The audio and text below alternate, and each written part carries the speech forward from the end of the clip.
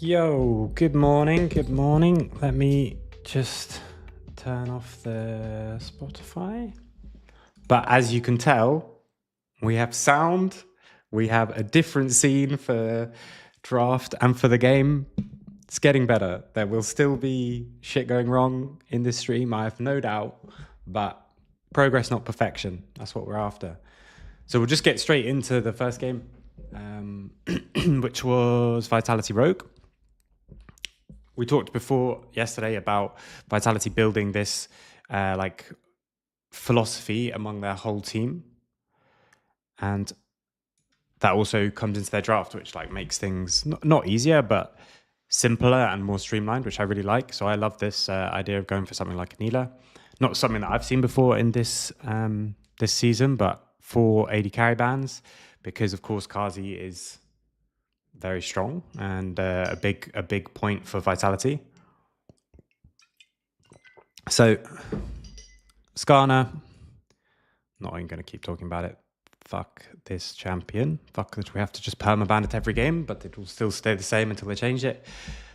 Then it's Kalista and Ezreal. Okay, Ezreal's been rising up priority because it's just safer. So Varus, Ashe, Corki were all higher prio at the beginning of this set of patches, and even though they haven't been changed, it's kind of the priority has changed, even though the numbers actually haven't changed on any of the champions.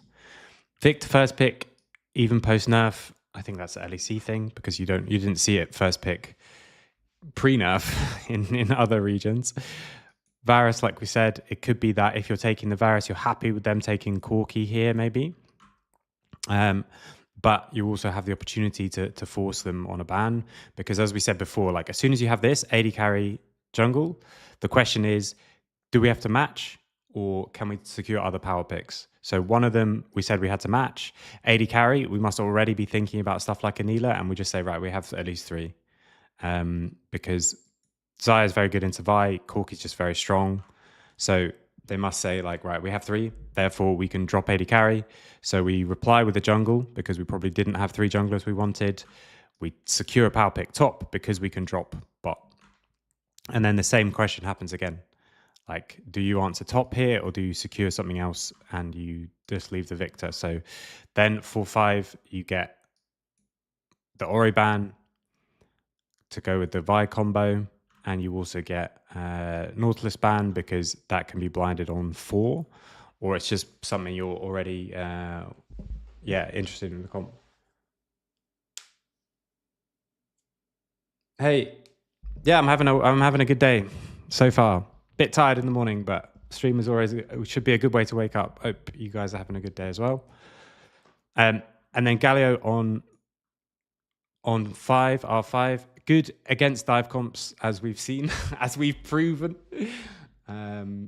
Freddie was frustrated with Z yesterday. I fear he will mutiny and refuse to practice it. That's okay. I think with 2 days left, we can be specific about the champions we play. We don't need to have Azir. He's got actually a massive champion pool. It's just missing some that other people play, but I don't mind that. We have, I don't necessarily want to list them all here, but we have shown that we have a very deep champion pool, and there's more that we keep suggesting, just not as blinds. So the good thing about Azir is you can always just take it as a blind, and that allows us to counter top or counter support or something like that. Anyway, this game, Galio into Victor stops the engage from this set of divers. As with Vitality, almost always they're going to want to go forward. Varus first pick better. At this stage, there's not that many ADs banned, so it's just 2 because they didn't ban any on blue. So you can go Varus first pick, but you are quite vulnerable to getting dove on yourself. If they go Corki Vi or something, it can be a bit vulnerable. Victor first pick is not something that we see often in other regions, but for example, Larson, the champs that are really good into Victor are not necessarily champs that Larson is comfortable on, like Silas or Akali and things like that. That puts Victor in higher priority. LEC teams are just worse as well than LPL or LCK teams, which also puts Victor in higher priority. All these scaling mages are better if people can't close games and stuff like that, and that's just the unfortunate truth of the region. So yeah, I think the Victor first pick is okay, especially if you are thinking this. It could be this whole thing has already been talked about, you know? Right, we're going to let them have Varus. It's a very high prior pick. If we don't take it, they'll probably take it, and then we're going to play Neela into it later on. You can probably get that on 4-5 and just be pretty sure of it. I think Larson is actually pretty comfortable on Silas. Yeah, I think he might be comfortable in the champ, but when you come to those crucial moments like we were looking at yesterday, like he needs to be on flanks and he needs to be taking more agency himself and saying like, I'm flanking here, like we fight in this specific area and all those kind of things, which is a little bit more difficult. Okay, so now you can hear it, right? Buy so much time. Oh, we got the Galio buy. Really cool.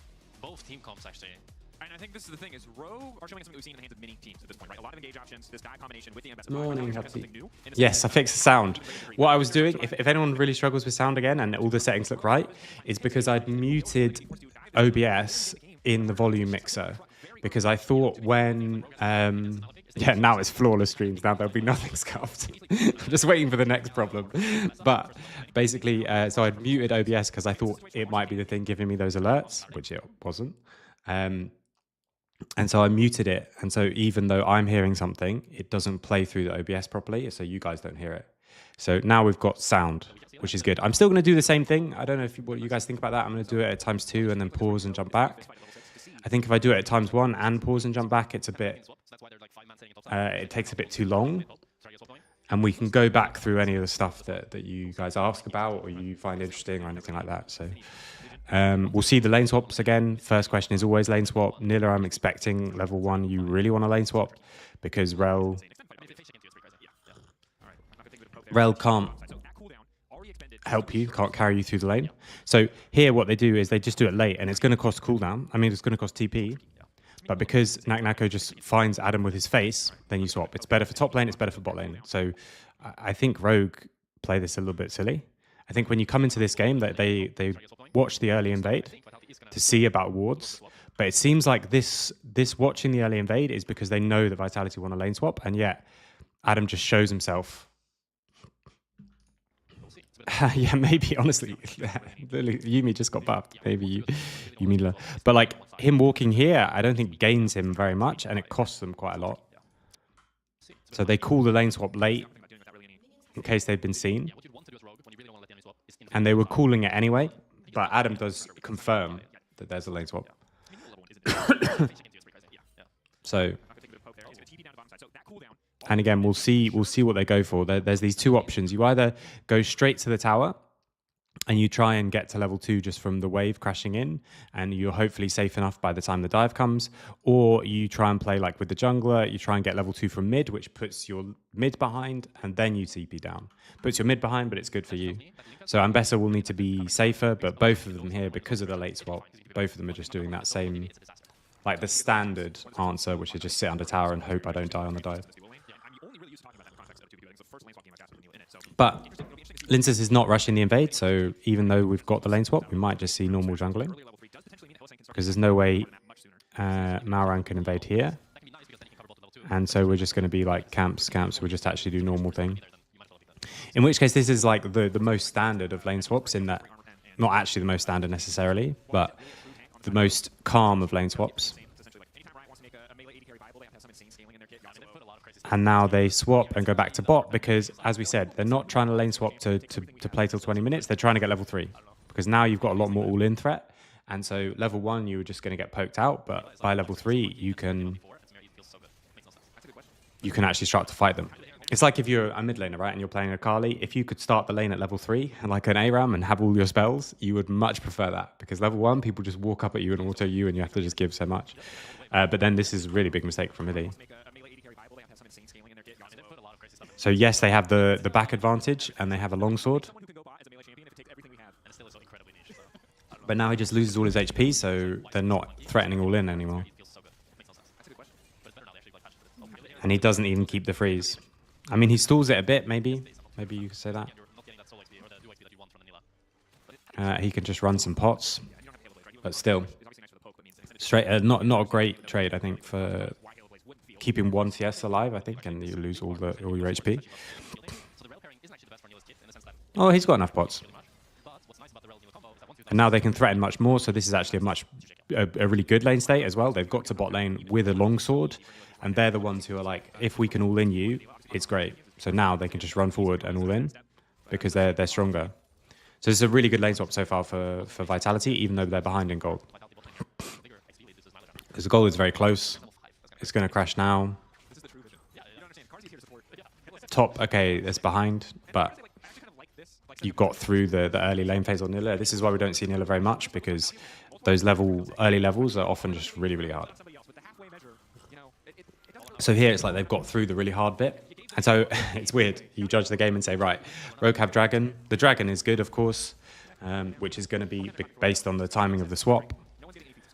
But they're going to probably lose grubs for it, even though it's not going to be direct. It's not going to be like we're taking it while they're taking it. But the reason I'm saying they're probably going to lose grubs is because this swap is already coming through Vitality, which means they'll push this wave, they'll push this wave.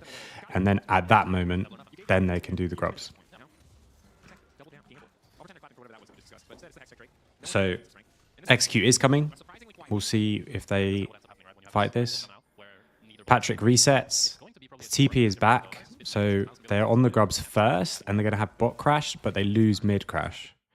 And this is what we talked about before, right? So the grubs or anything that's in this place, so not Atcan, mid crash and side crash basically get pretty much the same time. So mid at this stage doesn't even crash first, or does, but only slightly. So at this stage of the game, either one works. And so you've got one lane we've got pushed and one lane we're being pushed. And so you actually can't start this. You don't have the tempo to start this, which is why he gets pushed off. So what I would prefer to see is going through mid here with Hilly. Because we need this mid to be pushed before we can start fighting around this. So on this wave that's coming into mid lane now.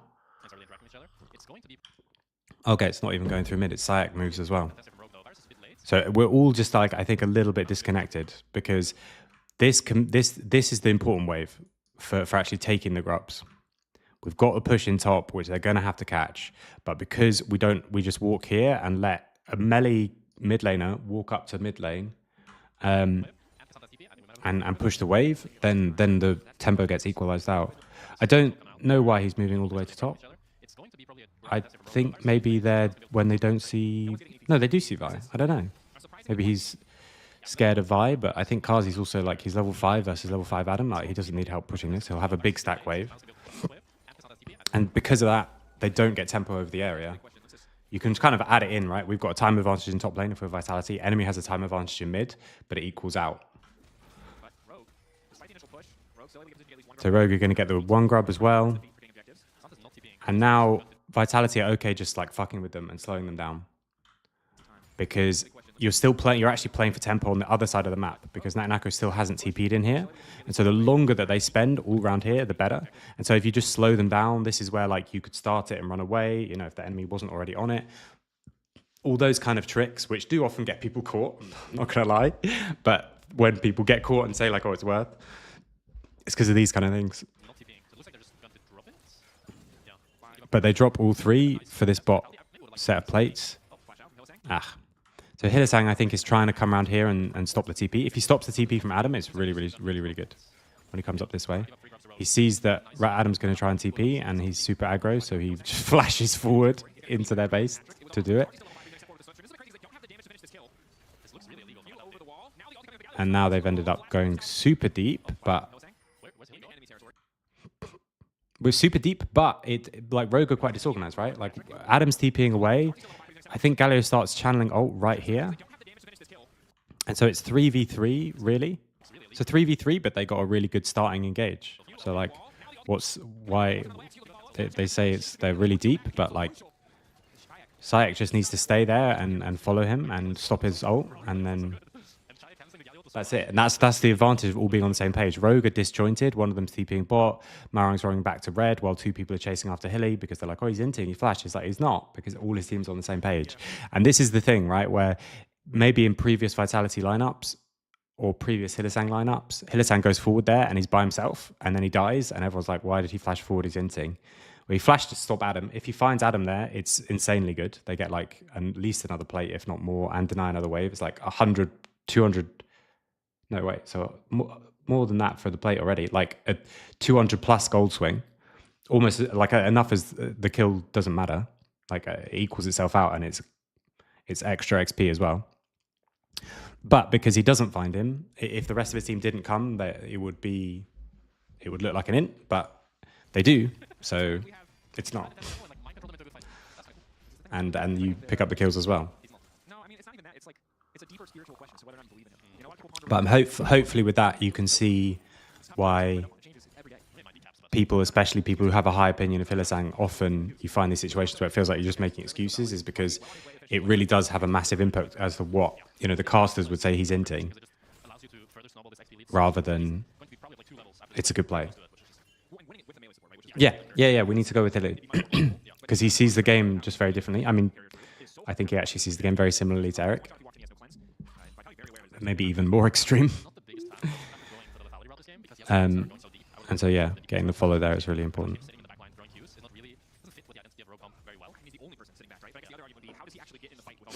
So it is the 3 grubs and the dragon, but they traded it for some gold, so the gold is back to even. And now these mid games is where like Nila can start to get really strong when she gets collector and she's got a level lead and stuff like that. Hey Kasuma, I'm good. How are you? Trying to get used to doing like streams properly. We've got sound now, so we're getting better. This is also really nice. I think you can do this fairly reliably, where you either con W most of the time. You can, if it interrupts you, it can get really annoying because it takes the cooldown still, obviously. But in general, you should be able to do that most of the time. So that's another reason why the pick is good. Now we've got a lead in bot lane, despite the fact that it's Poke, Varus, and Rakan versus Rel, Nila. Which is good. So these second grubs are going to be really important. They want to prioritize it. The other thing you can do, we talked before with the team, right, where you have this idea of tempo, and it allows you to move around the map, but it more allows you to move around the map for free. So you can just ignore it, and then you move anyway, and you lose stuff. So Sayak here just ignores the fact that he needs to push this wave. He ignores the tempo, and he is there, but they're just going to lose a mid wave and play for Dragon. And so this is kind of all because of those first grubs. So as we talked about before, you know, the second grubs can threaten more often, you know, so we have to deny them so they don't get 6. As you guys pointed out yesterday. So because of this, we just say, right, we lose that wave in mid, then we're going to swap our lane assignments, continue the swap, which is often very good. You then trade the next grubs for the dragon, but this is still, I think, Vitality is still in a decent spot. 2 dragons are starting to get a bit annoying, but they have a really good comp to be grouped anyway, so it's not that much of a worry. The biggest thing, obviously, these stats do help, but they're hard to see. The biggest thing is that it threatens the soul, and the soul threaten is much less. If you swap them around and Vitality have 2 dragons, then I think it's starting to get scary for Rogue, because it's like, okay, we're going to have to group, but I guess they're both fine to group, actually. It will just depend on how the fight shakes out. It depends on the positioning, and depends on flashes for sure, and how safe Varus is, because with Varus flash down, he's so vulnerable to all this. Are you also checking what the other teams are playing in your league so you can think of a counter draft? Yes, we have a person who's specifically doing that. We obviously have Thomas who's specifically doing the draft, but we also have Kiao who's doing the scouting. So we have both of those things covered by people who aren't me, which is perfect. So I can focus just on the game. And this is exactly what I just said, okay? Varus's flash is down, so Vitality play differently because the flash is down. And we talked before about teams not really doing anything in LEC between objectives, and this is one of the ways around that. This is one of the other things that you can kind of easily, that's a terrible way to say it because it's not easily, but clearly conceptualize a new thing to do, which is we play differently when this is down. This is like an objective for us. And if mid was a mage, then it would be the same for mid. But this is down, so we play differently, and we play with much more space and much more aggressively wherever the Varus is. So Varus is in mid here. He's going far too far forward because he doesn't have flash. If he does have flash, he's fine here because they both go on him, and he flashes the engage, and all the engage tools are gone. So it might not be worth it as a trade, but you can at least still be there. Whereas now, he loses his cleanse as well, and he's dead. I don't think they needed to TP there. They should know he instantly dies, but that always happens. Like the fact that he's ready is like showing you're willing, you know? So it's like, yeah, I was in on that play too. I was up for it.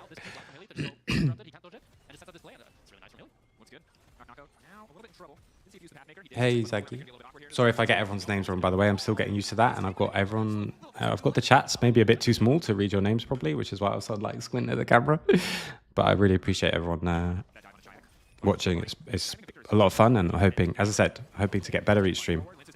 So as we saw, mid lane dies. I wanted to see what happened in bot. Does anyone know if you can have a shared chat of YouTube and Twitch in one that other people can see? I think probably not, but okay. Nako just quite far forward while we're making a play on mid, but here like he's just taking a lot of their time, and you play aggressively on the other side, and you just say fine, like I buy time, I mess with them. Like even if he dies here, this is probably still worth it because we're getting a lot in mid. Oh, you can? Okay, I'll look at it for tomorrow. Again, each stream will get better somehow. Progress, not perfection. So we got a bunch of damage down in mid lane. That's a really good point from Jack. Wukong being fed is absolute misery for Rogue. And now they cover the dive, and they cover it two ways. They cover it with the potential... oh, they don't have TP. So they cover it with Wukong coming. I thought it was TP was matched. But it's just hard to dive, and Lintus is there on time. So this again, these kind of plays, you look at it and it's like, okay, well, Vitality didn't really get anything from this. But the big thing is that Rogue used time to do that, and they used resources as well. So in that time, you could have done anything else, and instead they got a plate that Adam was getting solo. So it's a really good counter, and Vitality, Vi now is low as well. This is, I think, a really good game from Vitality so far. I'm sure there's small things that they'll have found that they want to do differently and better, but...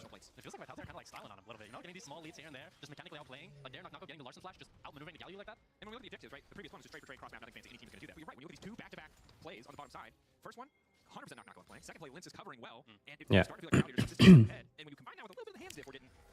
So like all of this control comes from the fact that they made that play, because now Marang had to base. Now they're going to play on the next wave in mid. Drake up in 130, so you know, in a real simple way of thinking about it, or I guess the old school way, before we started playing faster and faster and faster, it used to be like, okay, a minute before Dragon, you need to have already reset. So 130, you reset if you need it. 1 minute, you play push, then you go back and you clear the vision, then you push the next wave, then you go and start the objective. But nowadays, people realize that if you just play faster than that, you can disrupt that completely. So it's not quite so clear cut as it used to be, like in season 5, 6. It used to be like super, super slow, one by one by one, and you never kind of rushed things, you never skipped objective steps. So now they're more like playing on both at the same time. Minions are desync now from 14 minutes, so mid does crash first. But you're always going to have this problem if you can't threaten all in, and Varus flashes back up. If you can't threaten all in, it's hard to get that push in mid lane, just because Kazi has to step up to the wave, and Patrick can hit it from range. So wave dies in mid across both sides.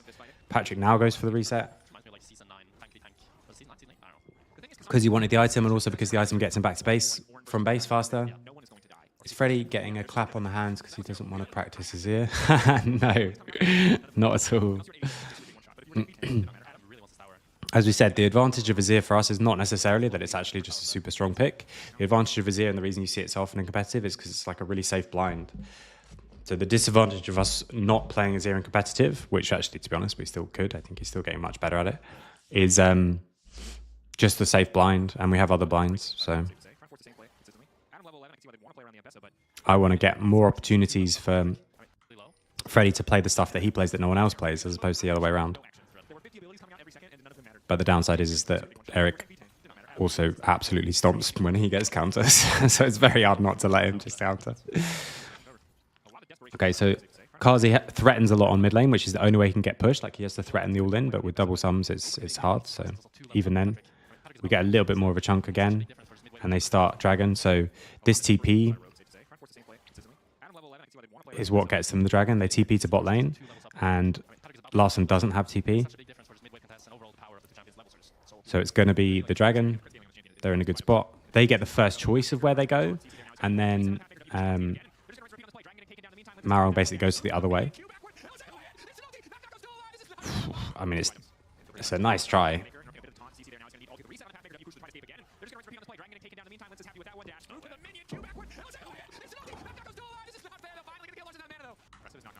Does he miss the W? Surely not. I really thought this was actually going to turn things around with Larson being low mana as well. Oh, this is because this Q misses. I remember Freddie was scared he has to perform well on first time Heimer in scrims, or you don't let him play it again. No, not at all. If he doesn't perform well on a pick like Heimer in scrims, like we'll still do it again. He was able to explain what he needed from the pick, and he was able to explain how it's strong. So yeah, he did stomp the first game, but even if he didn't, it would probably be based on stuff that I knew we could change. And he was getting absolutely hard camped in that first time again, I think.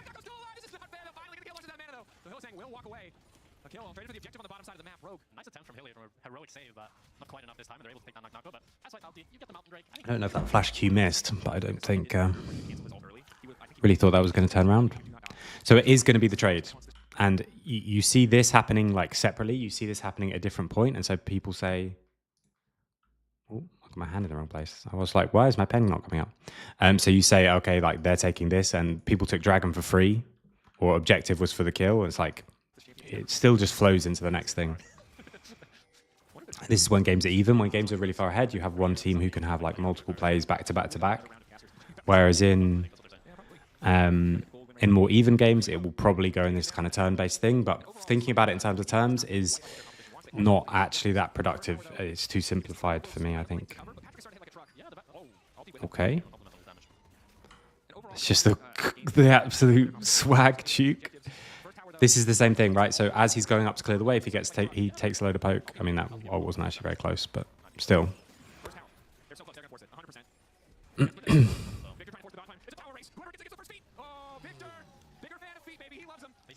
Okay, so Victor gets the tower. Lintus gets the gank. He's not going to get killed though. Forces him away.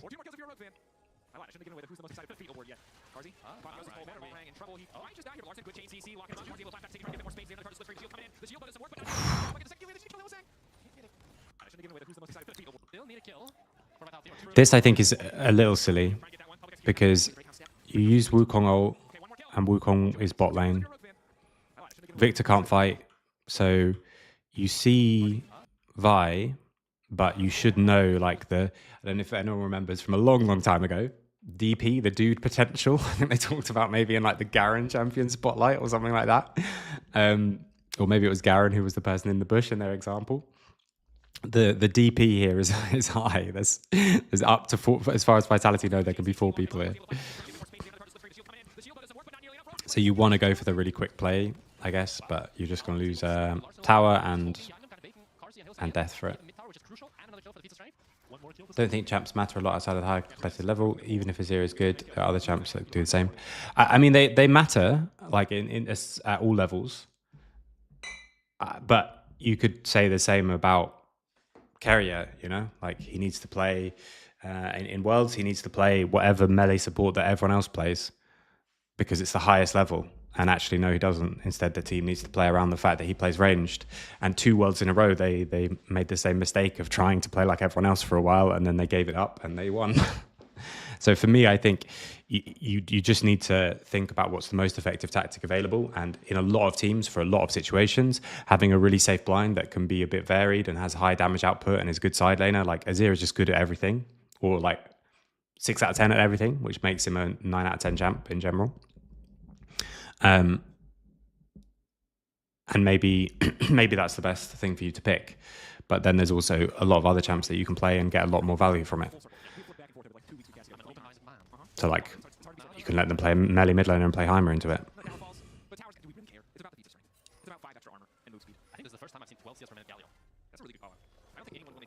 So that also that sequence from Vitality cost them both the towers of like trying to play on bot lane with the Wukong ult and the Wukong, and also trying to play on mid as well. And that one global that they didn't like factor in, and it brings the game back to even. And this is the flip side of Vitality, is that they're still learning, and I think they're getting better and better each week, which is great. You know, even when they had the other people in the lineup, but these guys, I think, much more on the same page. But they get better and better, and they will be better in the later stages of this bit. This is a mistake that we make a lot as well. We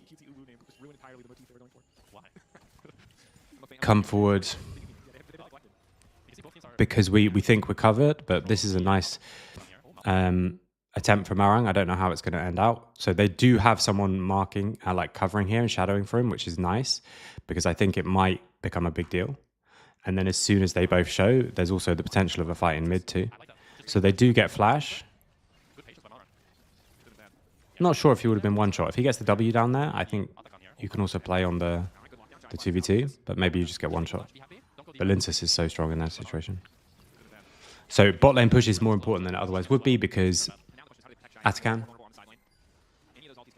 Freddy is very proficient on Shaco mid. I actually think, by the way, Shaco has a place in competitive play. Not in mid, probably. But I think whenever I've seen Shaco in competitive, it's always been AD Shaco. And I think AP Shaco, there might be a way to make it work. And you play the boxes like saplings for old AP Maokai and stuff like that, where if you're on objective first, the enemy can't fight you on it. But that's a separate point.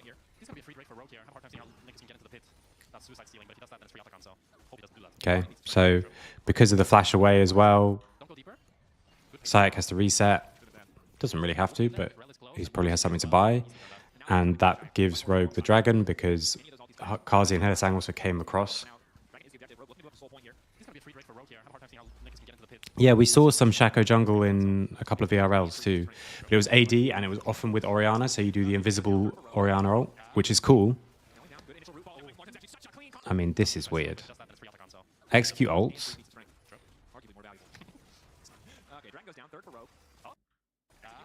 And then two people just walk into him.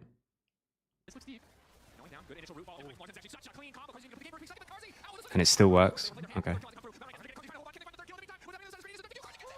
Okay, fine. I thought they would just get one shot. I'd still think you could just wait half a second. Maybe execute gets away. But I was still thinking you just wait a second, and then Rakan ults down, and then you fight. But maybe he just W's away.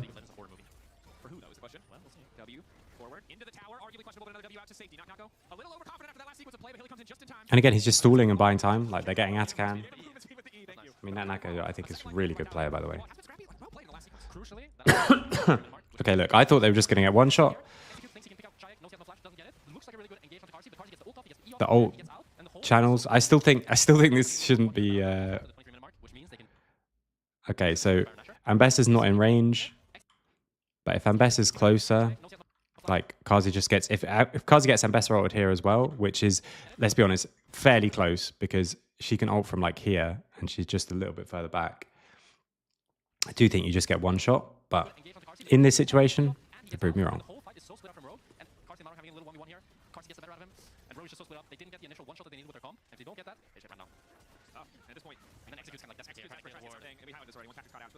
Yeah, and then they get Atakan. Okay, so for anyone who's not keeping up with playoff stakes, I know there's 8 teams that make it, but just catch everybody up. If Rogue lose today, so every team with 5 wins, any team that makes the 5 wins for the rest of the season will qualify for playoffs. It doesn't affect either of these teams. Yeah, but when the initial engage doesn't kill Kazi, that's the part where it just gets really hard to like keep playing, and you have to reset and all this kind of thing. Like, it's really hard, I think. If that kills Kazi, then the whole thing's different. Okay, we force the Rakan out and the Varus ult with our Rel ult, but all fights are good. We talked about this, how to use Atakan as well already. So I hope they play for the tower rather than, okay, rather than the Baron.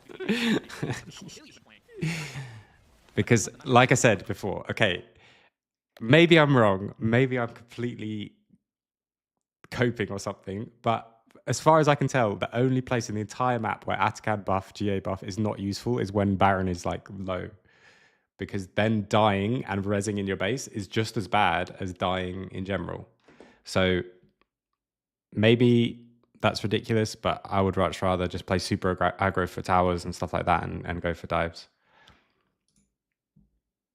Buff is going to expire soon. I don't want to see Rogue try to wait it out and then look for an engage. You can see Carsey really wants to fight while Outcast buff is gone. Is up. But I could see this being maybe a throw. And now we'll see what actually happens. Because it can still work. Okay, so nothing would be different if they didn't have these GAs so far. And because they got Baron and then fight, it's going to be good. You know, so like this happened and was good. That doesn't mean it's a good thing to do necessarily. Like, oh wait, the Atakan ran off anyway. Yeah, so Atakan ran off anyway. So they start it and it don't even have it. So this was just a good play. This doesn't need Atakan. And that's the thing that I like about Atakan, is it's going to gradually show teams that they can actually do way more than they think.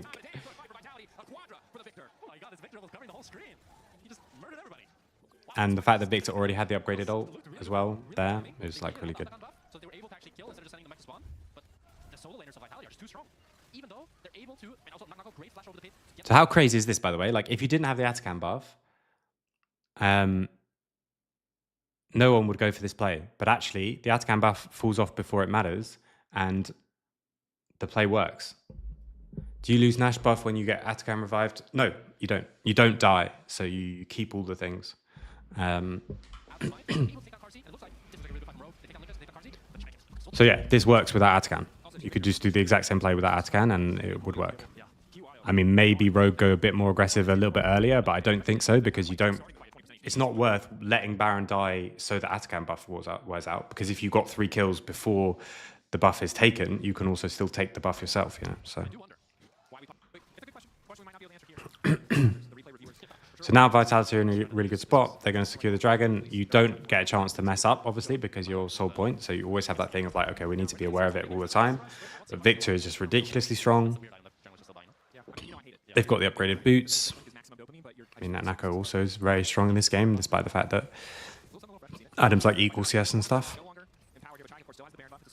So they're going to ignore the top wave and just play mid and bot because they got Baron. So they know that people are going to have to like respond to them because they'll push faster. And the other thing, I'm assuming you can hear Jack, as Jack is saying here, problem with Neela is that she can't be hitting towers really. So doing these like cross maps is much better than just sitting in a lane and sieging, where you're saying, okay, we go 2 this way and you go the other side. So if they ran in for towers with Atakan and then got Baron, they'd still have a tier 3 tower now. Oh, they'd have a tier 3 tower.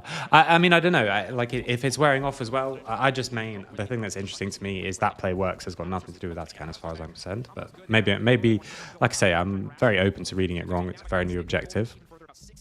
But the fact that a lot of teams just take it and then are like, now it's time for Baron, seems a bit silly to me. Watch later in scrims, we do the exact same thing. If we do, we'll have a conversation about it.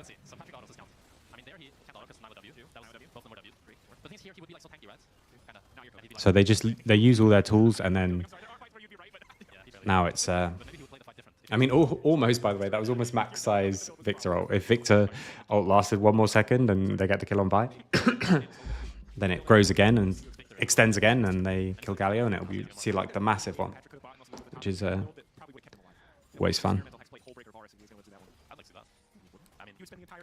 So they push on the other 2 lanes now. You can do this in your own games. They went mid-bot, let this push back this way, then they reset, go mid-top. Same as we talked about before, you crash the mid one first, you fog in between the 2, so that they can't clear both waves for free, basically. Execute going for a flank, because they need something like that. They need like some big flank. If they one-shot Sayek, maybe they win, but he's got Zhonya's. And Rabadon's. Jesus. He's strong.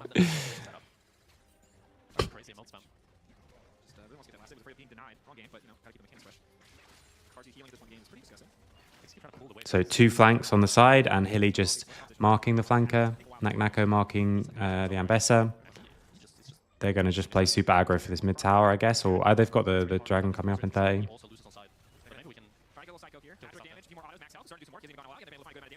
Okay, he just goes too far though. Now this is a problem, right? Because you are going to have 4v5 for the Dragon Soul.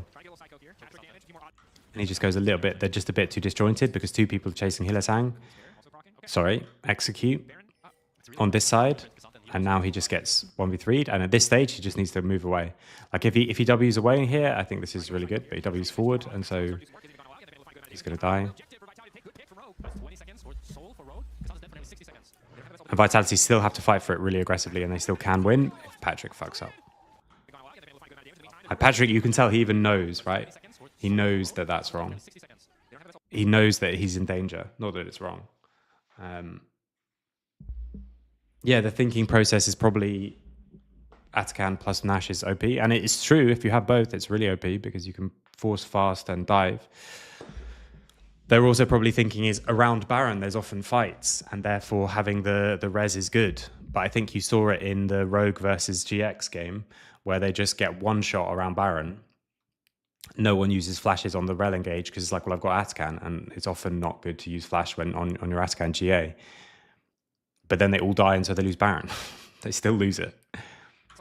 Here, this is really good for the rest of them because I think you can't back off. If you give control of this area, you'll never get it back because he's going to be dead while Dragon is up. So if you lose control, you let them come in this way and then go that way and just reward this area, you lose soul. So Vitality's only play is to wait in a bush somewhere. And it's about, can they pick the right bush? Can they find the right person? They absolutely pick the right bush. Patrick ease it because he even knows it might be in danger, but he's not prepared for how aggressive they are, which you should be against Vitality.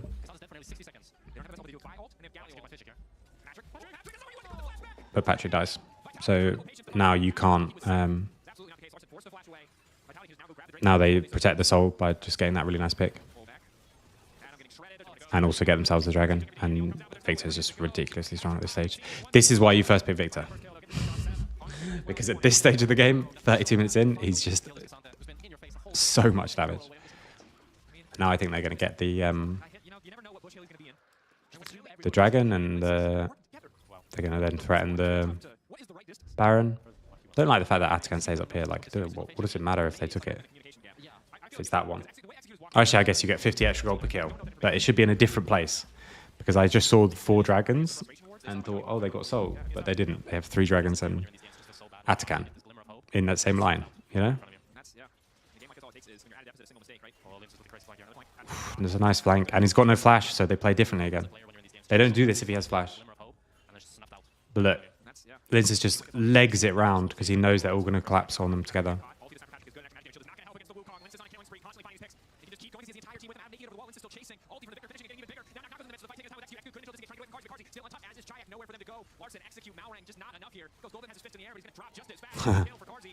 Yeah, this is why I think Vitality is super exciting as a team, because you can see what they're trying to do and you can see them get better at it game by game by game.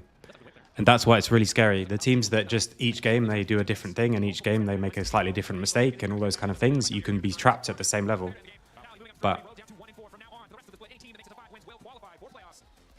this way you can excellent to watch. Your player of the game at LEC on X, of course. Key player of the game is Naknako, Giant, and Hillisang. All had good performances, and I think I don't know how we bottle this up and get this every game, but if we do, I'm pretty optimistic about Vitality looking ahead. Yeah. Yeah. When you're 7k up, you can do a lot of things. Okay, I'm gonna quickly go to the toilet, and I will let you watch through this draft, and then we can talk about it after. His game plan is going to be punish the early game, look to invade, look to get a camp lead, look to impact on the map, and try to outpace this Vi and generally lead that way. And it's going to be Kalista answer from Fnatic, so they're kind of answering fire with fire here, because they now want to contest through bot lane with Kalista fighting and allowing Italy to make her plays that way. And I like the philosophy of matching fire with fire. Fnatic, obviously, one of our strongest early game teams. I think probably Probably the strongest, yeah. strongest early game team overall thus far from what we've seen. So backing up that playstyle choice with some strong early game picks, Rel, Kalista, Vi, great tools to force these fights if 113 does ever miss position. But you've got ICE on something comfortable like the bars. The question really is, what can you get out of Italy? Italy, a champion that historically has really good games. Now I'm wondering, what does BDS answer here? So they could go for either Braum. No, they went. Well, for the support pick, it could go in two different directions. They could go for something like a lane counter like Braum, but it's very weak when they lead the game. Or they could go for something that's a game counter like Alistar that's a very weak level war. I really want to see Nautilus, because that's a decent champ into Rel, the game, and it synergizes greatly with Italy, and then Spear. It's kind of like the Okay, combo. right. Yes, long range. Looking at the battleship, the old Italy Nautilus combo. But it's cool. Sorry, I kind of cut you off there. But it's cool to see that BDS kind of running with this early. Speaking fast. Yeah, I've got it all on times 2. So there, that's why they're speaking fast. To have a strong early game. One thing, it's important to note, while there are 3 champions that can do well in the early game on either sides, BDS is do or die. Yeah, BDS have put Okay, themselves so under the knife here. Skarner, Do get something done early. This is not get this champion out. gracefully into the game. I'd just like to have 3 bans again on red side. Jungle top duo of Renekton and Italy. Most situations, Kasante we've seen strong. This is the Shio 1 or Shio and 113 counter to Vi. Or if they just say, you know, we're going to go and either win 50 minutes or Poppy as well, counter to Vi. This, for me, go for the Corki ban, which would make sense. this is Vi first pick. I'd assume, And they go Ezreal instead. but maybe Paris will surprise me. can't take the time I don't like this Ezreal ban because I think you want Ezreal when they have Vi. Especially since Corki I completely agree. Yeah. So this is really strange to me because they've already Because, as I said earlier, it's really strong. they've already done 2 bans for it. Today we're scrimming East Spirit Shonen, I think, the team in LFL2. Yeah.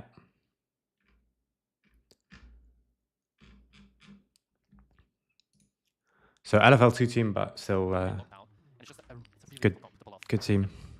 Then right, you've got Renekton Nidalee, old school classic combo. On that difficult footing, You really need to snowball top lane. So enemy wants to just take a safe top laner. I think they already deny Braum because Ornn was what you used to play into this. Because it doesn't matter if Ornn falls behind and he's actually quite good in the matchup. And we have Kalista. Yeah, okay. So they get Vi and Kalista Rel. Okay. Sure. struggled in a lot of games. On a more positive note, though, it is really great at peeling off the Vi and the Rel. So it allows Ooh. healers and then leads Okay, that's bold. I like it. to disengage from the Braum. Oh, it's a Vi Rel. So this can be great, the Rumble. Could be a Smolder. Smolder blind pick. Smolder blind. I feel like the When do you scrim NNO with Tolkien and Primary Big 5? Why you cheered, but I'm skeptical at the very least. And now new. No, I'm not sure. I think he just lost the hell out of the dragon. Yeah, I think you want to lock this Okay, and then it's going to be Humanoid on the mid lane, so you want AP in top. in both games. And Nook played a bit. Follows up really well on all the rest of the engage. But still, this is the window. Build crit. That is the question. This is how they win the game. Yeah, I hope he doesn't go the Esther mana view and full mana build. No, don't like that. And these 2 in bot lane, like, neutralize, and then... Face with their early game power, but if they fail to do that, this game is going to get out of hand very, very quickly. Yeah, and Fnatic just has such a nice, easy to pull composition. You start off with the Vial or the Rel engage, and then you layer the Smolder. Now you just... Fnatic have got, like, really... Able to clear all 6 camps. I'm incredibly happy. Not easy way to play the game, but you know what I mean? Like, you go. You group up and you go. You generate time, then you group up and go. It's level 6 scot free against any champ supposed to be strong in the early game. She's happy. She's very happy, and you're very sad because, Especially with Nidalee, who's like the premier invading high tempo jungler. again, if you're going to go like Super Saiyan crazy, Upset always performs. I mean, Razzler can just push all. the last years, probably not, right? He had moments, but he had also very down moments. That's me. That's the pros. It's a build. 1-3. He has problems, I think, when he doesn't trust his team, and it's a little bit of a cope in a weird way, I think. But he has a huge amount of potential for sure. Like when he's on form, I think he's still the best AD carry in Europe, or at least has potential to be. Yeah. Okay. So here, like Mickey gets chunked just to mess around with 113, slow him down. That's how important like tempo and time is. Oh, that was almost insane from Razork. He walks round, avoids the blast, the Scryer's plant, comes down this way, but then it gets hit by a trap. Boom. Tragedy. So it's going to be Poke Varus, but with the Halo Blades, so he can also do a bit more when people actually, engage directly on you. Checking on mid lane really quick. I'll say Humanoid doing surprisingly well for a match that I would expect to be a lot more difficult early on. Last time we saw this, it was Nuke. It was the Corki instead of the Jace, which I think is much stronger in those early level trades, and it was unplayable. Yeah, I think Corki has a lot stronger early. And with the bot push, they're going to go for the Dragon. This is also due to the fact that they slowed down 113, but he goes too early, and it's the same thing as before. We've got push here, but they've got push there. So actually, we don't have tempo on this. The only reason is we could start it is because we have tempo on Nidalee, because we interrupted her base. But now she's actually going to be able to take golems. I think if he didn't look for the play on bot lane, he could go instantly for the dragon. Actually, it might not have even been up. But in terms of the tempo, yeah. This was the best game of the day. Okay, perfect. Looking forward to it. So this is a little bit silly. He's going to get pushed away. Yeah, it just gets first blooded. I mean, this is all from Razok trying to start Dragon when he doesn't have the time to do it.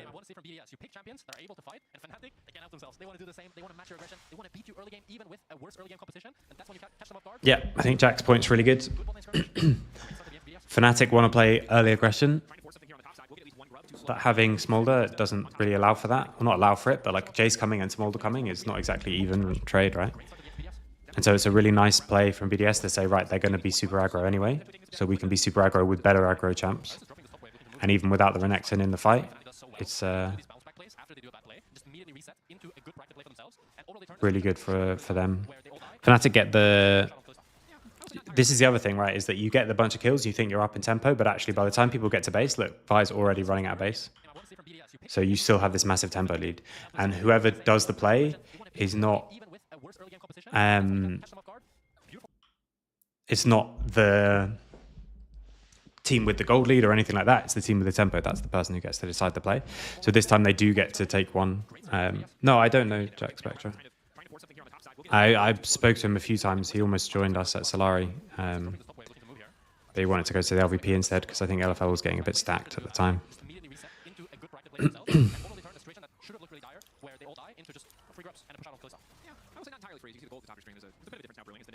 So on the bounce back with the tempo lead, they go for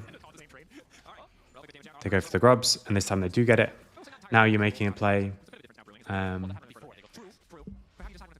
Special one for another quiz time. I think if I almost did one for this patch, but firstly we were in boot camp, and secondly it was just such a tiny patch.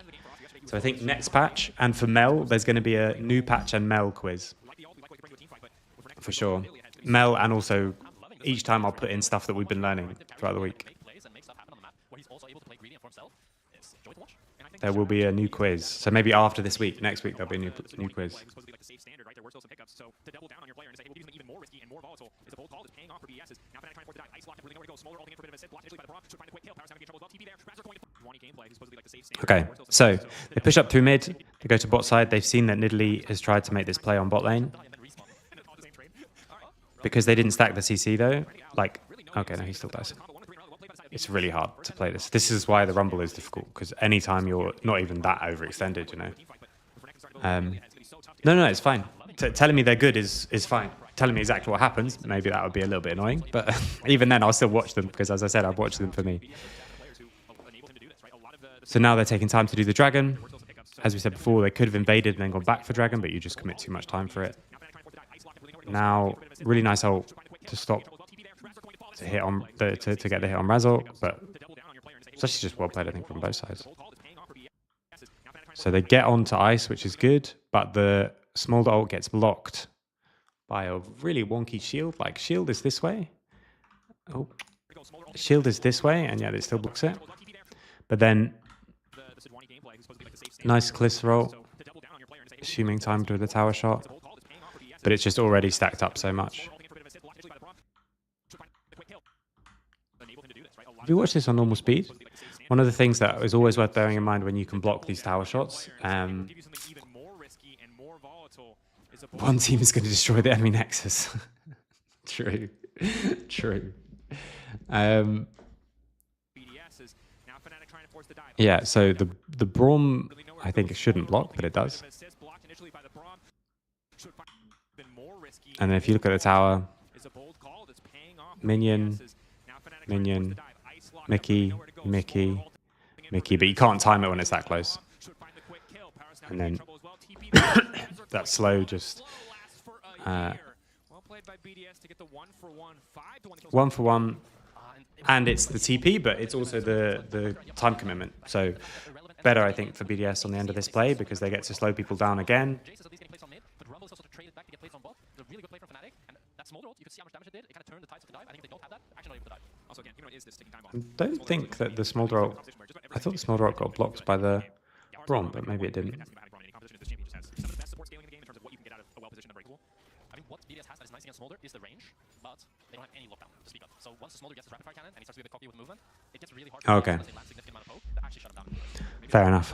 Because I thought it wasn't facing the right way. Very flashable, but you know, we've seen even Black the other day for Team Heretics just having that all-star carry performance. You can do so much work if you find the right position with the champion in a fight. It's a little bit harder, admittedly, with lethality build. I thought it would hit both and it didn't, so that's why I assumed it was blocked. But it must have hit. Okay, so already a 2k gold lead.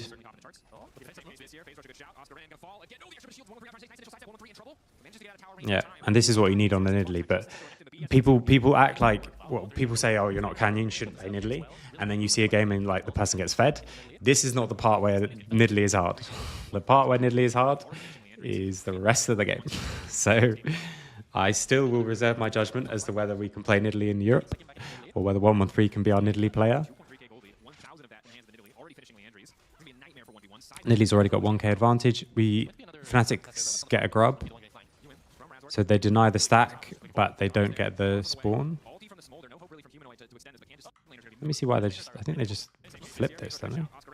Okay, they have push in top, enemy has push in mid. They see 113 on bot, and so he just runs over to just start it. Yeah, 113 popping off. 2.3k gold lead, 1,000 of that in the hands of the Nidalee, already finishing Landry's. It's going to be a nightmare for 1v1. Side laners are going to be miserable this game as well. This might be another grub contester. Relevance on the flank, but he might be the one getting flanked. Yeah, they just get one grub. Really knocking some out. He's just looking forward. Dominus there. Cross on the way. Ulti from the Smolder. No hope really from Humanoid to extend this, but can just stack up there at least. Meantime, Okay, we didn't see how this fight starts, but that's really good.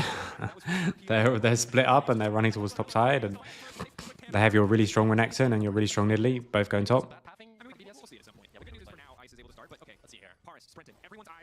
Okay, they just go too far. Yeah, Rumble Realm. Nice combo. You can see the disjointedness in BDS there. Paris wants to go help Irrelevant. Ice kind of left on his lonesome. And it just results in when you're against a snappy, good team like this Fnatic, they punish you. They do, right? They take this fight and then they... Oh no, they don't. I think they're just too low, right? So Nidalee and Jace, Nidalee can come back. This state, yeah, I think you can do grub save probably. Or if you look at total health, by the way, it's actually not even all that one-sided, despite the dead people. So maybe that's what they're worried about. Just extending it too much. And 113 still is up, so he can go back to get 3 for 3. Could just be a mistake as well. In theory, it's good. You can get the enemy team to fight you, but I think this is a situation where I bring up kind of what you were talking about in draft, where having that more proactive engage tool, even if it might have cost them a little bit in the lane, certainly with Grub's getting nerfed. Interesting. And also, it's so scary seeing the Smolder build up a gold lead against this Jace. I feel like he's going to be a real menace in this game. Just It's bad for loss of tones. Even if it might have cost them a little bit in the lane, certainly would have paid off here in the mid game. Now they do have this lead on a champion like Nidalee. Because they play so well with the grubs that it's going to be a shame for them when they get nerfed, I think. It's a shame for Baus's playstyle, which I think is bad for everybody, by the way. I love that that exists. And that people can actually play in a different way and play super fast and play on this like super high tempo idea. But it does work better with good grubs. It's good if you get the enemy team to fight you, but I think this is a situation where I bring up kind of what you were talking about in draft, where having that more proactive engage tool, even if it might have cost them a little bit in the lane, certainly would have paid off here in the mid game. Now they do have this lead on a champion like Nidalee. Okay.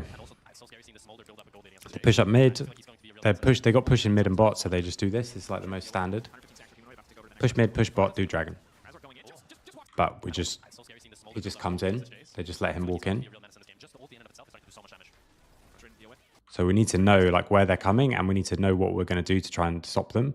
We have ult here. Rumble is TPing already, so maybe they're just nervous. They want to just take it and get out.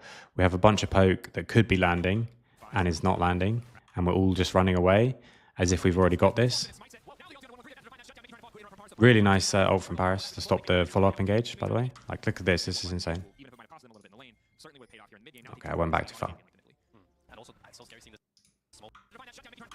Okay, now I went forward too far. This is pro streaming. So they want to get on Nidalee, and as soon as you're in this moment, like how do you play this as Braum to keep your Nidalee alive? He gets knocked to the side, but then he knocks up Mickey. He knocks up Mickey first, come from this direction, so he's closer. He also hits upset. Then he jumps across this way, and now he's going to put a wall that way, I think. Yeah. Winter's Bite on Mickey and wall, that's like, that just nullifies everything as Braum. Suddenly they TP'd in and they both die. And that's just Paris smurfing. He flash ults into the whole enemy team, and Paris plays it beautifully, abusing the Braum kick to CC the Rel, so Rel can't follow it up. It's just a bit puzzling decision making from Razork, and a really nice punish by VDS. Again, yeah, good punish. Unfortunately, they were unable to secure the Drake, and from Fnatic, obviously in hindsight, probably should have been happy to take the Drake and walk away. Yeah, but you can see that cat has.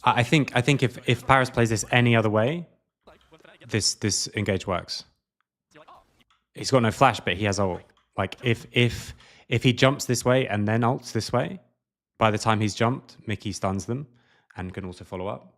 If he does like anything differently, I think this fire works. Carries are so far away, and Razork plays it well to try to get out, but Paris says no, flashes after him, gets the auto, locks him up, and Relevant also abuses the fact that Paris hits a random Q onto Mickey to just flash W him, lock him down to clean kills for BS. I'm gonna say right now, that's invested brain. He thought his top lane was playing invested. They've been playing that composition. To be fair, they have Rumble vibe, which is the same thing, but I think Rumble was Yeah, not quite in position. Yeah, covered the retreat. But certainly the Callista and the small. Yeah, but this is what I mean. Like because of the play from the other team, it becomes too deep. But you can exactly see that thing happen. Then Mickey follows up on the engage. Then Rumble is in range to ult, and Nidalee gets one shot, doesn't have flash, and suddenly it's a great engage. So that's why, like, so much of the game when you're evaluating it becomes about what the other people do and all this kind of thing, and it gets a little bit more complicated. So even though they didn't have Callista ult to follow up there, I think the engage is fine. I think it's just like it's not fine if enemy plays it perfectly, which they did.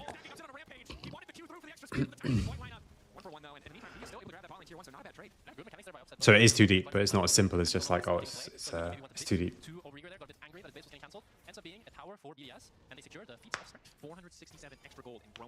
Thanks. That's the point of the reviews. So like I said, I don't have co-streaming rights, so I'm not going to watch to just be like on the side, because why would you watch me do that when you can watch anyone else do that? So the only thing that I want to do that's different is I look at it like I look at it for myself, but maybe just a little bit toned down, explaining things that I wouldn't explain if it was just for like pro players or anything like that.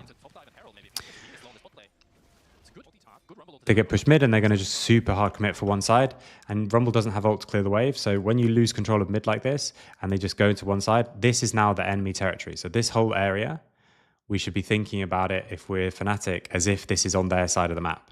So that's why you can already see Oscar's like, ah, shit, he can't get out. So what are we going to do?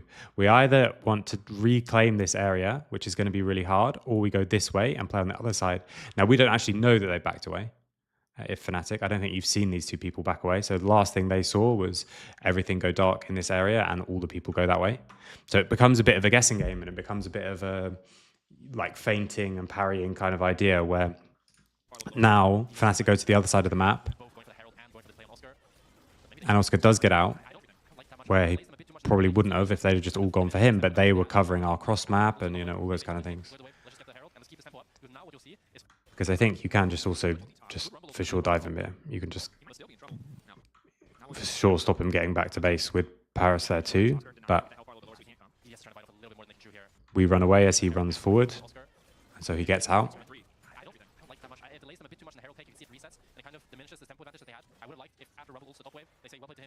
But it's the Rumble ult. That's the strong thing, like we said. He just ults the wave, and you then can't play on that instantly.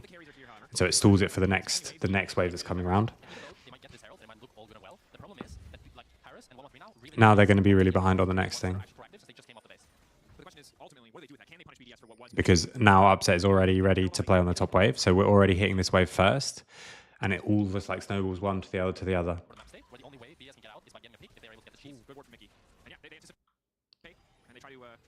So that's the thing about making the plays on the Rumble side, especially when in this stage of the game where he has ult and the ult one-shots the wave. You either have to just take away the camps and the Herald, or you have to be able to dive him anyway, or you definitely have to stop him from getting away from the tower. And it's just hard, and they're a little bit disjointed about what they're trying to do, so they don't do any of it. So you do trade the Herald for the play on bot side.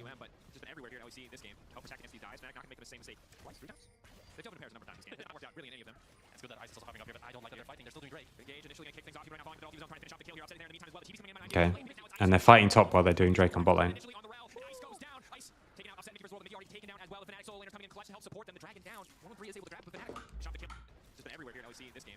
against these dives. Fnatic not gonna make the same mistake twice, 3 times.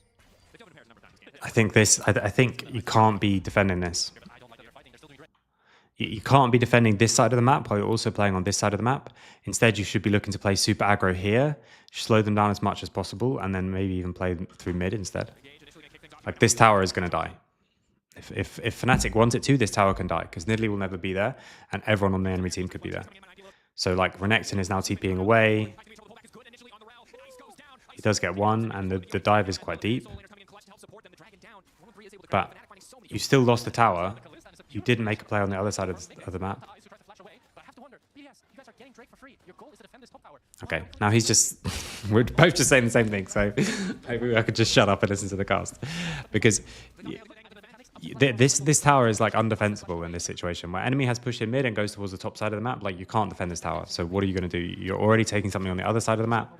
You should just either fully commit to the other side or just play, like, super defensive and you just trade the tower for the dragon. But I think when you got Renekton Rumble, you play super hard on this and you just dive the Rumble. Like, Rumble's got no flash. We play on this side instead.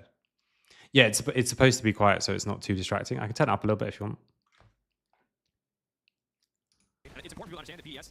You think it's even trade, they're trading up to trade? That felt like 2 for 3 trade. Well, Mickey and Razzle both. It's interesting. Because it's really fast. But what I will say is trading against a team, trade even. Do I have a favorite champion to watch? I like watching aggressive stuff. So I like watching, like, Bard and things like that. But I also liked watching when you play, I don't know, like Elise, Caitlyn, or before when you played even like Jhin support and stuff like that. I like that because if it's about super aggressive early fighting, moving around the map or something interesting, then I like that. My least favorite champions to watch are the champions that I've just been watching the most. So that flexes depending on who becomes the most watched. So Smolder will be soon probably back up there, but for now it's okay because it's interesting to see what people do, like crit or not.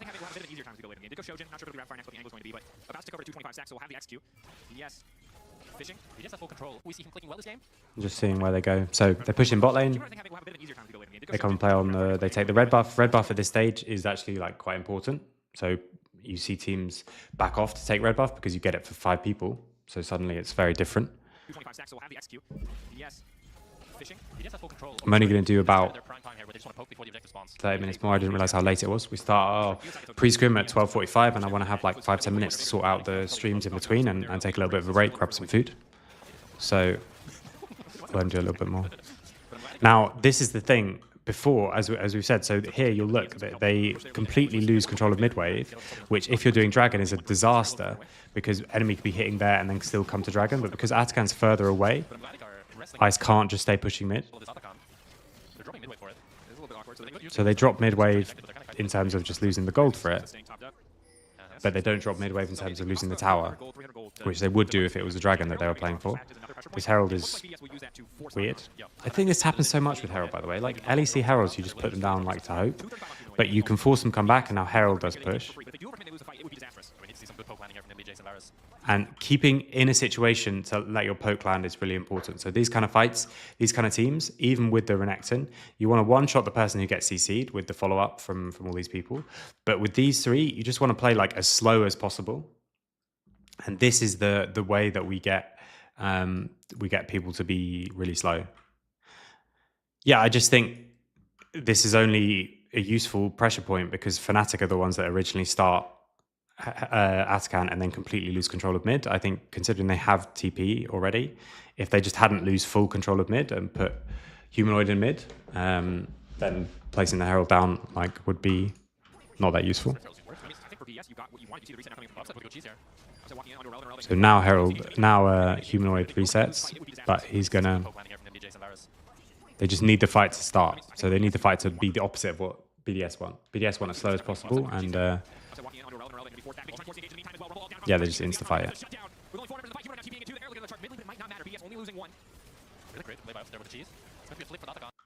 Still going to be a flip for Atakan, so if you lose this flip, I think you lose the game. Because the situation in mid lane.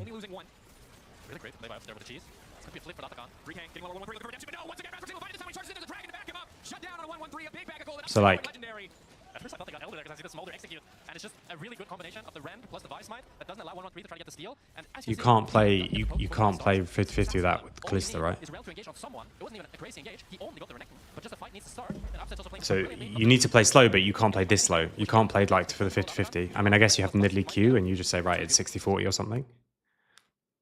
But we needed to be a little bit more You know, I was wrong. BS had a lead. pressure It here. was in the end 2 Drakes to 2. Forgot about the one in the mid lane. Can't believe you did that. If you weren't here for Saturday, you made a cringy Drake joke. I'm just trying to support him also. That was 3 Drakes.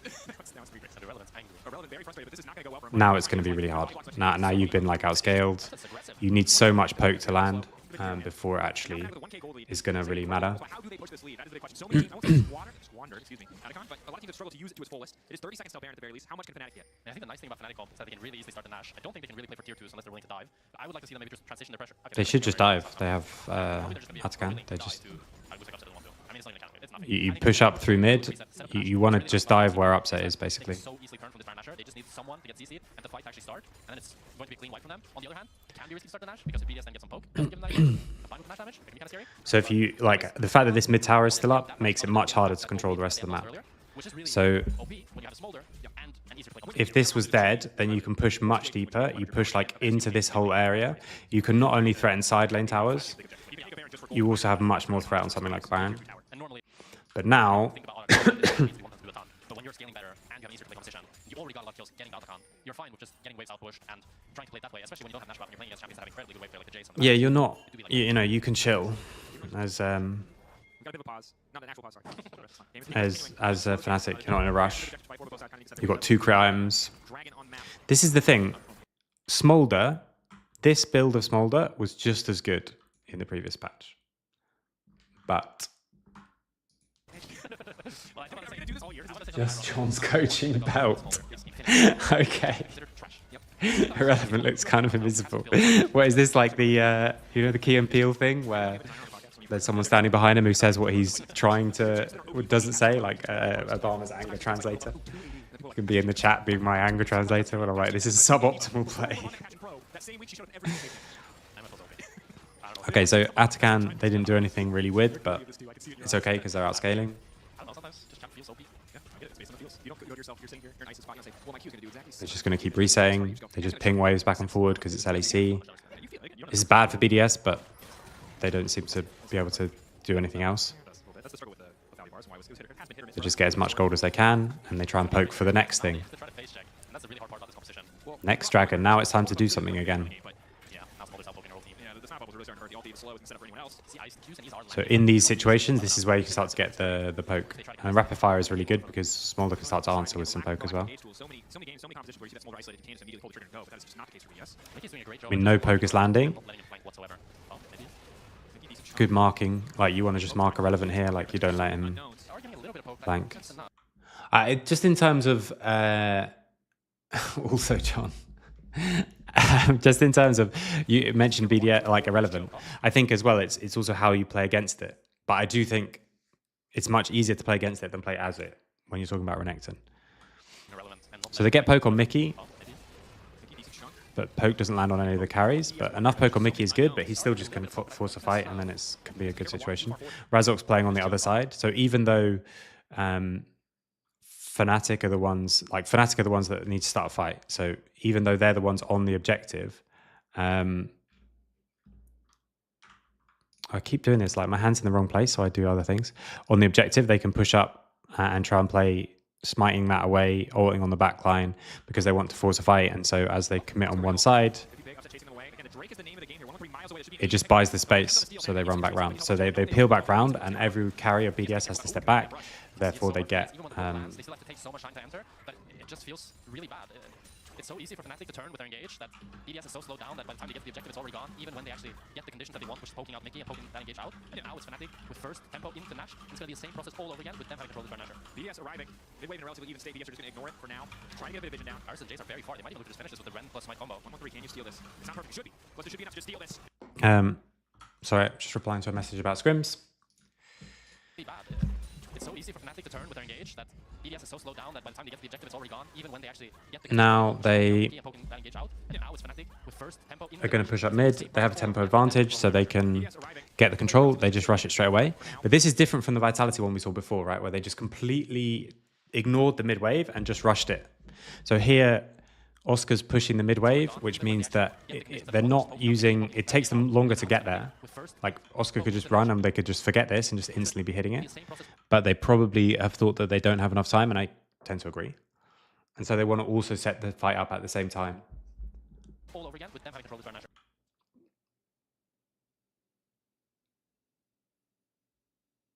Considering you criticize EU teams for their play in between objectives, it'd be interesting to see and analyze the play of Asian teams between objectives. Yeah, sure. And it's not that like, it's mostly I'm criticizing. It's not necessarily a bad thing. Like if you're Fnatic here, it's fine to just be like chilling. It's just boring. That's all. So it's not like it's just a horrible thing or it's like a really easy thing to do to counter. It's just boring. But yeah, I think so. What I plan to do is I'll do all the LEC games and then I'll do some other games. I want to do a bit of review every day. And so either in chat, probably more likely on Twitter, which you can now find by using the command !Twitter or !X. I'll do a poll of what game you want me to review in the other times. So there'll be 3 which are LEC, which should be the day after the LEC games because I can't do anything on the same day. And then I'll do 1 best of 5 or 1 or 2 best of 3s if it's LCK in the other days, and we can like compare them together. I actually love Hawaiian pizza, pineapple on pizza. I'm all for it. Okay, so they push mid and they take the thing which slows them down, the scuttle. But now this wave is being denied and they're more aggressive, and then the same as before. You can't really fight the Ren spike. And this is the thing, like, okay, Nidalee has been useless since he was 3-0. So now they will die. It's very ambitious, I think, when you're in this situation to be trying this kind of picks. But on the other hand, if you're not going to do it in winter, when are you going to do it? Like 113 has the potential to be like super good aggressive jungler. It's very hard to play these comps. But like I say, you know, it could be you just say, right, Fnatic are higher up in the standings. This is the time to be more aggressive and add more variance into the games. I think that's probably a decent way to think about it. And now you're just out of. I mean, basically, you're just out of juice. Might skip forward in this one. I'm assuming it's kind of done at this stage because I'm gonna go in like 20 minutes or something. So I'll see if I can get one more game in. Go in 20 minutes so I can have 5 minutes of break and resorting out the streams, and then we'll come back for pre-scrim with the team.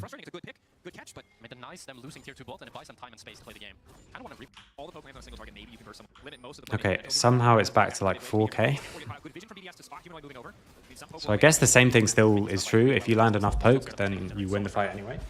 But this is why Ocean Soul, like someone was asking about Ocean Soul, or like what's the best soul? Yeah, scrims directly after this. And this is where it's really hard to say because Ocean Soul in this game versus poke is super obnoxious. Mountain Soul would also be super obnoxious. Whereas also Cloud Soul would be insane for Fnatic, but not necessarily that good for BDS. Although you can just run away, I guess, when you want.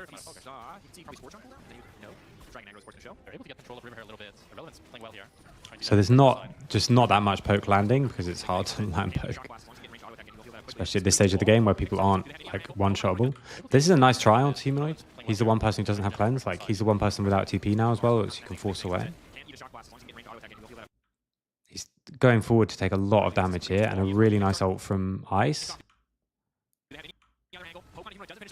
Yeah.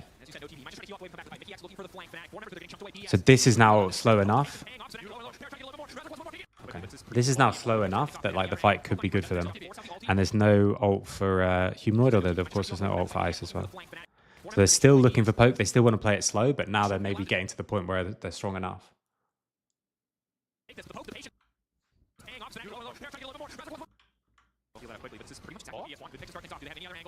just want to see where this Brawl ult comes. Maybe we'll just stick on this game, and then when it's done, it's done. As you said, no TP. He might just try to heal off the wave and come back to the fight. Mickey X looking for the flank. Fnatic, 4 members, but they're getting chunked away. BDS shouldn't be allowed to take this, but the poke, the patience. So much poke. This ult is bad from Varus. Like, he needs to hit Vi with this. If he's ulting here. Or he just needs to save it. The other one was insane, but this one hits... I mean, it just hits upset. Razork goes in, but this time they're so low. While the objective is down, it's still so hard for BDS to chase, and they know it.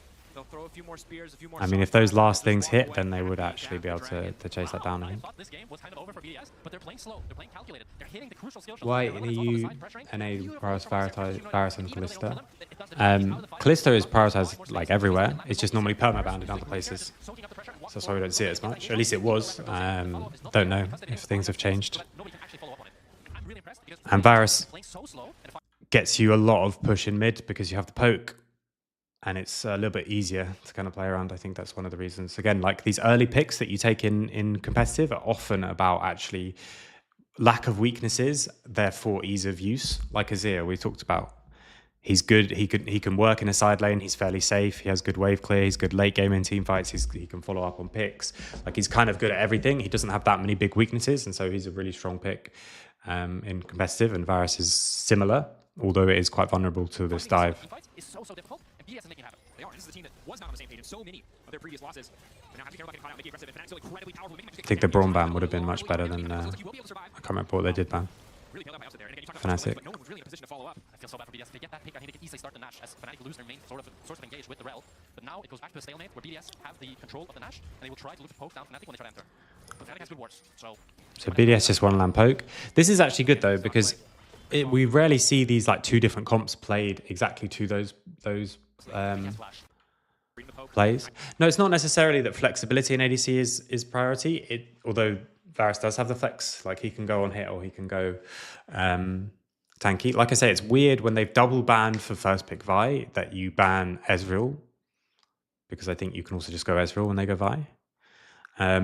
But Varus is just something that we super prioritize in the EU, it seems, in LEC.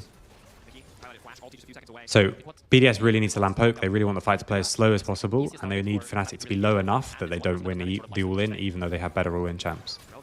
So some poke is good. We've got heals, obviously, from Italy too. But how they play around mid lane is the same. So one's a poke comp, one's an engage comp. The one that's on the wave is the engage comp, and the one that's on the side is poking, because you can't... if you're standing here, you'll just get engaged on. So now Fnatic get push, and they push it really deep. This is the thing we've talked about, shouldering. You push with the wave, and you say, okay, look, you guys have to go another way. Like, you just go with the wave here. And therefore they get the tower. Mickey's still looking for engages. They're threatened because the poke eventually will land, but actually, to be honest, the poke's been pretty even so far. They need like one thing to land, or a good ult from ICE onto Humanoid, for example, who doesn't have cleanse.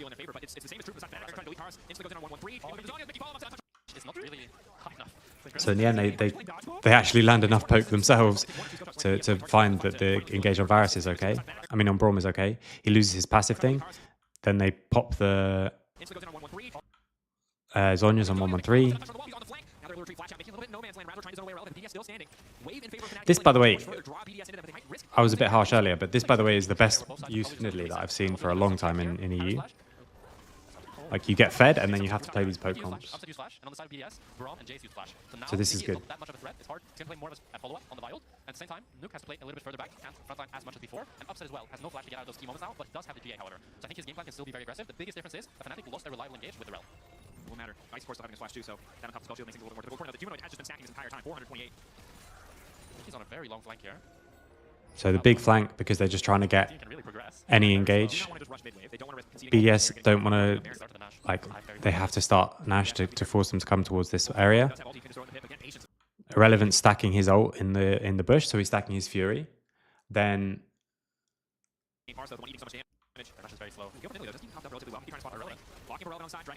Irrelevant blocks Mickey, so they're both low. They just want poke to land. Razor can still get into the pit. Almost all the smites have gone in Razor's favor. Can he find one more 4K? They have to finish it now. Razor taking his time. Chewing into the pit this time. 1-1-3 gets it. PS. And it ends up just being 50-50. 50-50, but they get sold for it. So because Mickey got low, I guess they're just giving up the fight, and they say, okay, fine, you play for steal, we go for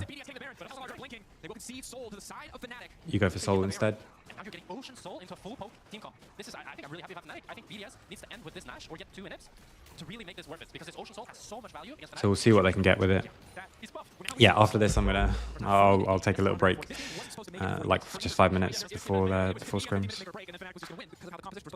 Credit to BS, playing these fights slow, and again, Taurus 1-1-3, probably the best game we've seen from this season. You could argue the Seraphine game against G2, but I think this is even better. Yeah, I want to like really highlight BDS that they're playing a really difficult comp to pull off, and they're pulling it off. And in my opinion, the most aggressive, the best team that is like a snap engaging is Fnatic. So if you can pull off this team against them, that means you can pull it off against any other team in the LEC. So I really want to see, even if they lose this game, try to stick a little bit to the style and refine it, and we can have a good BDS. Push your limits. Nuke TP bot lane to support the wave here. Does get the Baron buff down, but this is where things start to get tricky, right? Because while Okay, so I mean, nothing's changed about the game.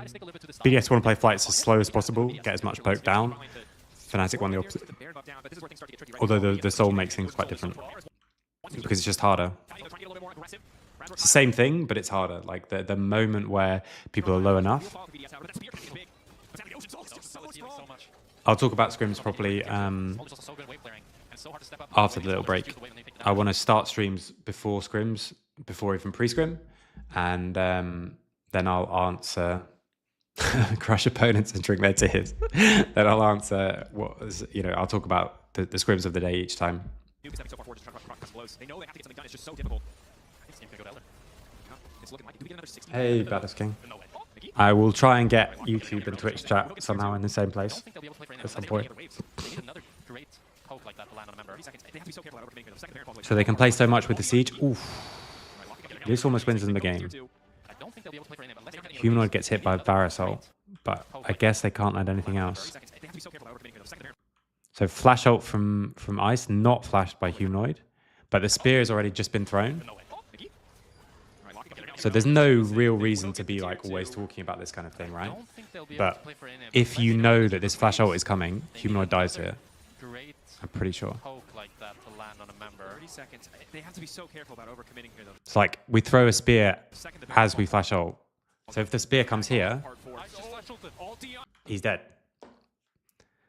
Humanoid is one shot. Mickey gets a really nice engage, so maybe you still lose the fight. Healing still coming in. Ice gonna be caught out. He tried to make the hero play and he gets shut down. Desperation. It was patience for so much of the game. But Ice, he sees the window. But this is the thing, right? Like, if you watch that like that, we will say, oh, Ice is inting, but I literally, my first thought is like, Humanoid should die here. Poke like that to land on a member. 30 seconds. They have to be so careful about overcommitting here, though. The second the Baron falls away. Because Humanoid dies on that queue, because he's already been hit by Nidalee. Maybe they just die anyway. Maybe they lose anyway. But it's not Ice who gets caught, it's these three who get caught.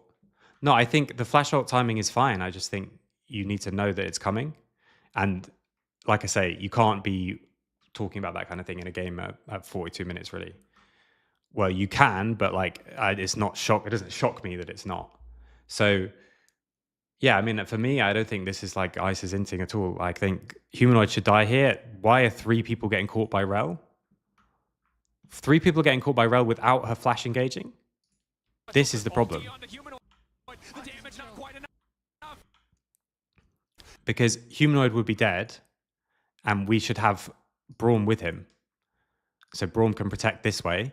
Then Humanoid's dead, and maybe Ice dies, but you use nothing pretty much to kill Humanoid, and they'll use everything to kill Ice. And now the Callisto ult hits 3 people again as well. I think we're all too close together. Yeah, we're actually going to talk about that today. Matt's going to talk about that. So, I mean, the fact that he doesn't have flash, like, but the thing is that Varus is kind of, he's thrown his ult, he's thrown his cube. If Humanoid is dead here, these people need to not be like all grouped together. I think we just got way too cocky, everyone else, because this was dead. Like these 3 playing in this tight little group, I think is really bad, and no one blocks the Mickey engage. Oh, he does flash. Okay, it just doesn't show. They need another great poke like that to land on a member. 30 seconds. But 3 people grouping up for a rel engage, that's the problem, not ICE. Like, this is it's irrelevant. If he doesn't flash, they still lose. 3 people get rel ulted.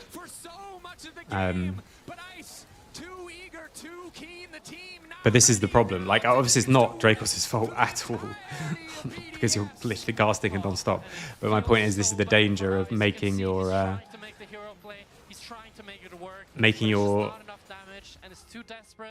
things from just the cast. Like, I don't think there's any reason to get, like, if you get 3-man rel engaged, you are going to lose this game.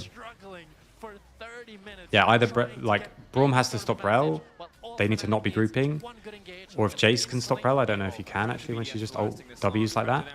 But as rel is walking forward to 3 of you and you're all grouped up together, I don't think it's your AD carry's fault.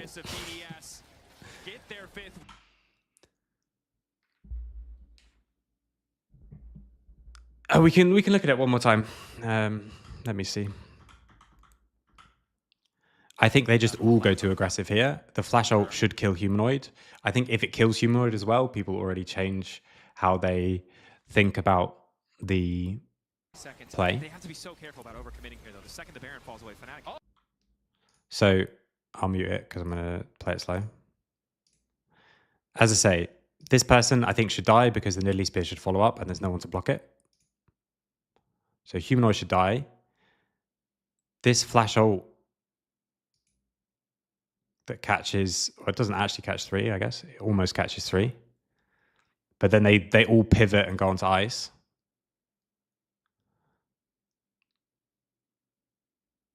Yeah, I guess the other thing is that you do kind of force that fight to happen because you're flash ulting. But for me, firstly, Humanoid should die and they also shouldn't be so caught. So even though they don't kill Mickey or anything, look at the damage that these 3 people do. Both solo lanes and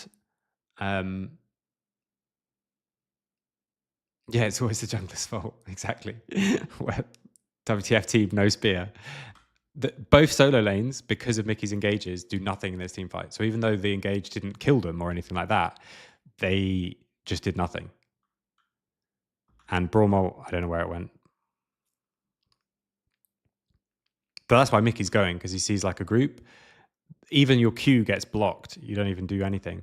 Then they all have to back away and leave ice because they've used all their like tools. Then they get knocked up again. Again, 3 people get knocked up again. Irrelevant gets 1 rotation of spells off and dies. Nuke misses his EQ. So I don't think Nuke has done like 100 damage in this fight. Gets stunned, gets killed. So yeah, any fight is almost definitely going to be good for Fnatic. But from my point of view, like, it's interesting to... Oh, Braum saved ult for next game, or... No, I couldn't. Okay, right at the end. Yeah, that's my point. I think that's the thing that's worth thinking about. If Rel didn't catch 3 people, if the spear had followed up, then Ice is a hero. Interesting game, though.